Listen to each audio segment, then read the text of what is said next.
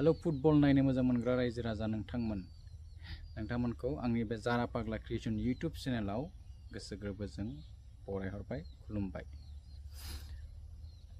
Durand काप क'क्राझारनि साइ स्टेडियामाव फैथारसिगौ जानो थांगासिनो दङ 27 जुलाइनिफ्राय बयबो नुदोंसै यूट्यूब फेसबुक व्हाट्सएपफ्राव पिक्चारफोर नुदोंसै।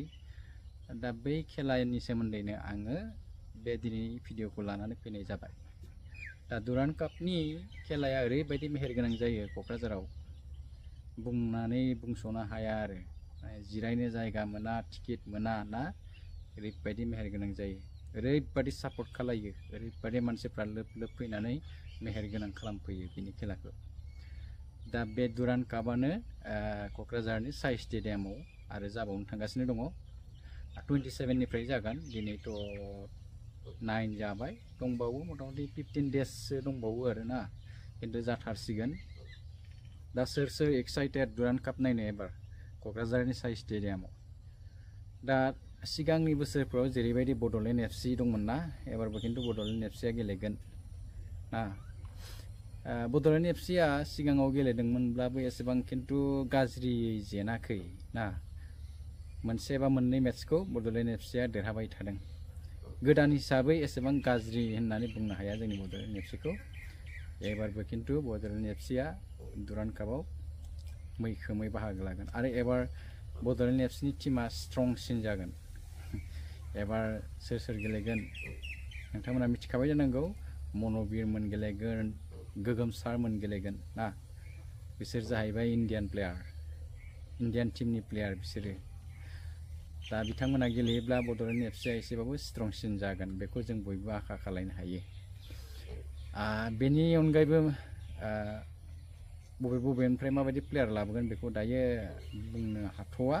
बेनि सोमोन्दै उनाव भिडिअ लाबोनाय जागोन प्लेयारफोर लाबोयोब्ला।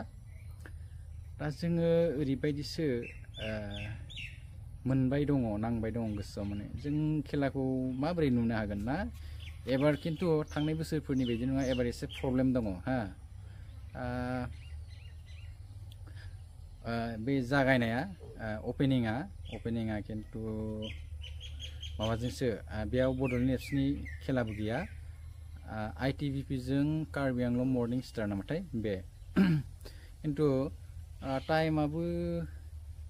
टाइमखौ आं बेनिखौ बुंनो हाथ'ला हा। जिखियानो जाया मानो अपेनिंआव बड'लेण्ड एफसिनि खेला गैया। बे जाहैबाय एबार एसे माइनास पइन्ट। दा अपेनिंखौ बयबो नायनो लुगैयो ना आरो बेजों लोगोसेनो बड'लेण्ड एफसिनि खेलाखौबो नायनो लुगैयो। खिन्थु अपेनिं खालि बड'लेण्ड एफसिनि खेला गैया नालाय मानसिफ्रा एसे बोरैबा मोनगोन गोसोआव बानाय मोनगोन। हे बड'लेण्ड एफसिनि खेला गैया मा नायनो ना। खिन्थु अपेनिंआव बहुद मानसि जानाया गोनांथि दं ना। बहुद मानसि जानांगौ। बहुद मानसि जायोब्लासो अपेनिंआ मेहेरगोनां जायो। दा जुदि बड'लेण्ड एफसिनि खेला गैया होननानै थाङोब्ला मानसिया एसेल' जाहैब्ला एसे माबा नुयो आरो एसे गाज्रि नुयो। दा बे बेलायाव माबोरै समायगोन माबोरै समाय बेखौ बुंनो हाथ'ला नङा होमबा।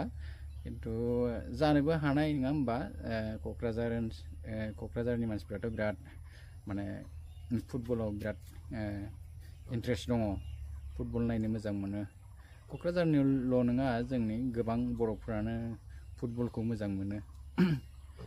ओमफ्राय दा अपेनिं खालि बड'लेण्ड एफसिनि मेट्स गैया खिन्थु 31आव दङ बड'लेण्ड एफसिनि आरो कार्बि आंलं मर्निं स्टार।